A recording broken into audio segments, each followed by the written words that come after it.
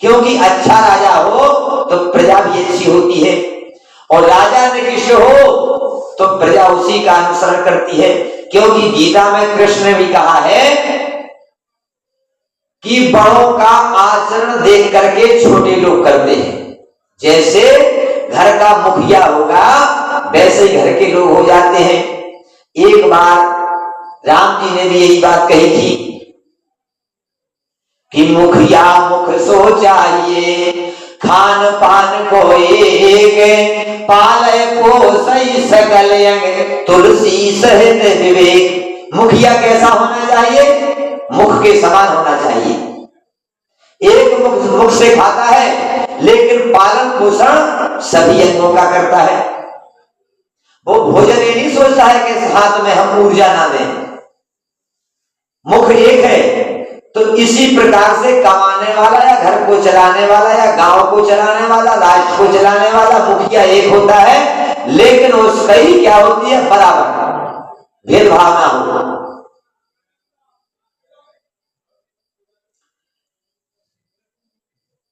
तो भूप प्रताप भानु बल पाई, और काम धेनु भय सुरभि सुहाई। प्रताप भानु राजा का बल पा करके पृथ्वी हरी भरी हो जाती है, और जैसा कामधेनु गाय से मांगा जाता है वो प्राप्त हो जाता है। इसी प्रकार जो राजा पृथ्वी से मांगता है वह पृथ्वी उसी प्रकार की हो जाती है। तो सब दुख पर जेते प्रजा दुखारी, और धर्मशील सुंदर नर नारी।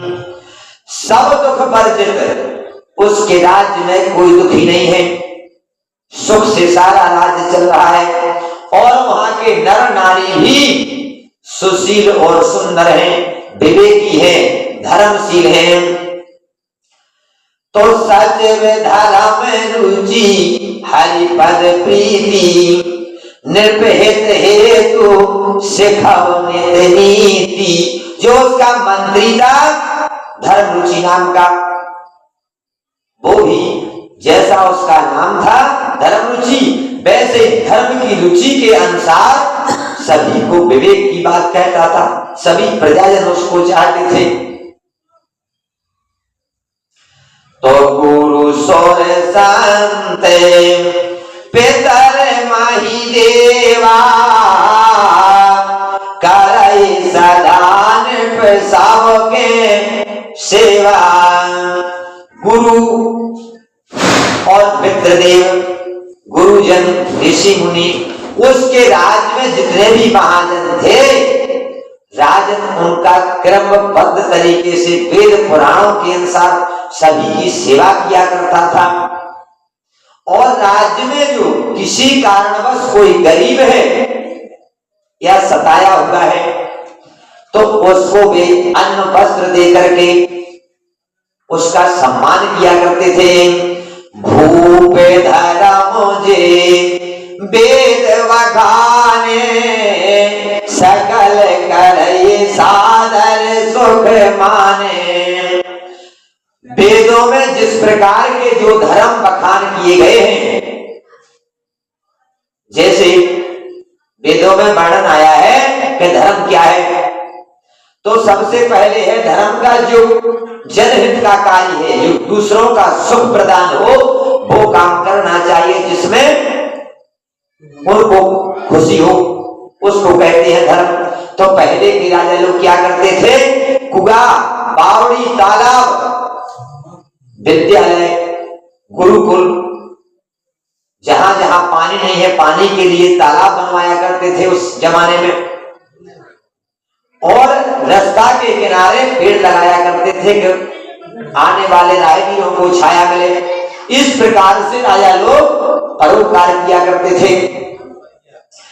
तो दिन प्रतिदिन विविध विधि दाना, सुनई शास्त्र भर वेद पुराना। तो दिन प्रतिदिन अनेक प्रकार के दान दिया करते थे, और नित्य प्रति भगवान की कथाओं का श्रवण करते थे, शास्त्र पुराणों को सुनते थे। ऐसा दिन किया करते थे। तो नाना बापी कूप तड़ागा सुमन वाटिका सुंदर बागा। नाना प्रकार के पापी हमें बताया गया, बावड़ी और पूरा तड़ाग यानी बगीचा लगवाया जाते थे। क्यों? किराएदारों के लिए फल खाने के लिए। तो सुमन वाटिका यानी पुष्पों की वाटिका भी और बाग बगीचा, ये सब राजा ने इस प्रकार के धर्म किए। तो पिप्पे भवन सोरे भवन सुहाए और सब तीर्थन विचित्र बनाए। तो देवताओं के भवन, ब्राह्मणों के भवन, गरीबों के भवन, सब तीर्थनों पर जहां जहां तीर्थ थे उन्हें अनेक प्रकार से सभी के लिए रहने के लिए धर्मशालाएं बनवाई। तो